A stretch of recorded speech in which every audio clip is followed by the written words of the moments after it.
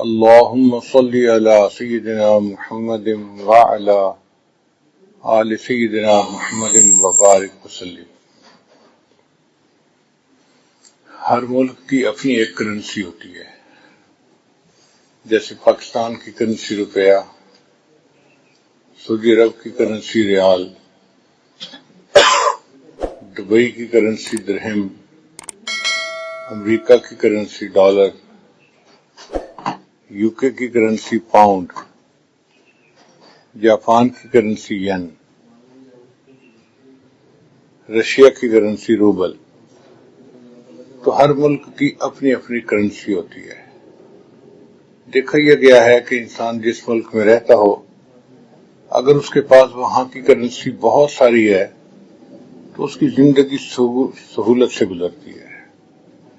وہ جہاں چاہے اچھا گھر خرید سکتا ہے، گاڑی خرید سکتا ہے، شادی بیاہ کر سکتا ہے، عیش کی زندگی گزار سکتا ہے اگر اس کے پاس اس ملک کی کرنسی ہے۔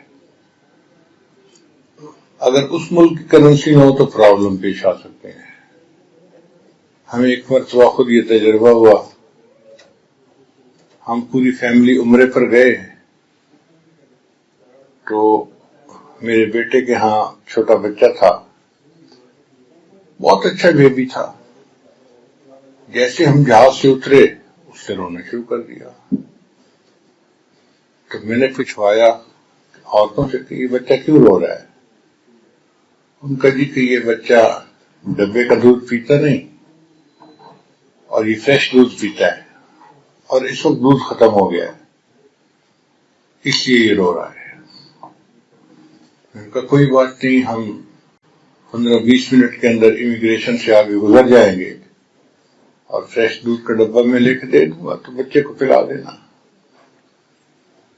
ہم نے امیگریشن والے کو بتایا کہ بچہ رو رہا ہے تو آپ ہمیں ذرا جلدی پاس کر دیں۔ اس نے مہربانی کی اور اس نے ہمیں جلدی امیگریشن سے پاس کر دیا۔ اب ہم باہر نکلے، باہر ایک دکان بنی ہوئی تھی جہاں دودھ کے ڈبے پڑے تھے، نظر آ رہے تھے فریج کے اندر پڑے ہوئے۔ وہاں ایک بنگالی لڑکا کھڑا تھا، میں نے اسے کہا کہ مجھے دودھ کا ڈبہ چاہیے، اس نے کہا ریال ہیں، 2 ریال چاہیے۔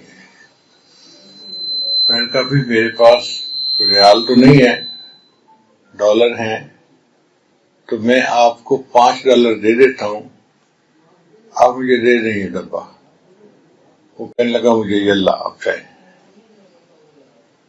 میں نے کہا بھائی اب بچہ رو رہا ہے تو میں کیا کروں؟ اس نے کہا جی وہ سامنے کرنسی کی دکان ہے، وہاں سے ریال میں چینج کروا کے لائیں، مجھے تو 2 ریال لینے ہیں، تب آپ کو دودھ دینا ہے۔ میں کرنسی والے کی طرف بھاگا تو نماز کا وقت تھا اور کرنسی والے نے دکان بند کر دی تھی۔ اب میں پھر اس کے پاس آیا، میں نے اس کو کہا کہ پھر میری کرنسی تو چینج نہیں ہو رہی، نماز ختم ہونے میں آدھا گھنٹہ لگ جائے گا، اور بچہ آدھا گھنٹہ روتا رہے تو ہمارا تو دل برداشت نہیں کرتا اس کو، تو آپ پلیز مجھے دے دیں۔ اس نے کہا جی ریال ہے، مجھے 2 ریال چاہیے، میں نہیں دیتا۔ میں نے اس کو کہا کہ اچھا ایسے کرو، میں آپ کو $10 دیتا ہوں۔ انہوں نے کہا یہ اللہ۔ میں نے کہا اچھا بھی میرے پاس $50 کا ایک نوٹ ہے، وہ دے دیتا ہوں۔ اس نے کہا نہیں۔ پھر میں نے اسے آفر کی اچھا میں آپ کو $100 دیتا ہوں، آپ مجھے $100 کے بدلے میں دودھ کا ایک ڈبہ دے دیں۔ اس نے کہا جی آپ جائیں، میرے ساتھ اب بات مت کرنا۔